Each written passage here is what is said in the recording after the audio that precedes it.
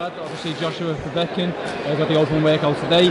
How do you see this fight panning out? Obviously I think it's a potential banana skin for Joshua actually if he's not careful, but how do you see the fight panning out? I think Povetkin is a durable guy. I think he's a guy who's going to test you mentally and physically. I don't know that he has enough wrinkles to beat Joshua, but he has enough mental stability and strength to keep the fight going the distance and test Joshua that way.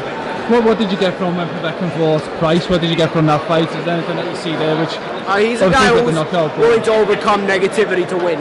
You're not going to break him. He's willing to overcome negativity to win. So, having said that, he's willing to do that in the Joshua fight as well. I don't think he has enough wrinkles to beat Joshua, but he's going to keep making it a negative situation for Joshua in that he's going to keep him under stress. Joshua will have to be mentally strong and obviously show different wrinkles to win the fight, and I think he will. I think he's of a different level than Povetkin, but I think Povetkin will be there for the duration of the fight and cause that mental stress. So it'll force Joshua to have to work for it. And in terms of tactics, obviously for the fight, Joshua being the biggest man, probably going to stick behind the jab. Do you think there's some pressure in terms of getting a knockout? Obviously Joshua's last two fights, I suppose from a casual fan perspective, getting a little bit impatient, want to see the knockout. Do you think there's a little bit of pressure on Joshua to get that knockout, or how do you see him playing? Is he going to play it safe to start with and then try and finish him off?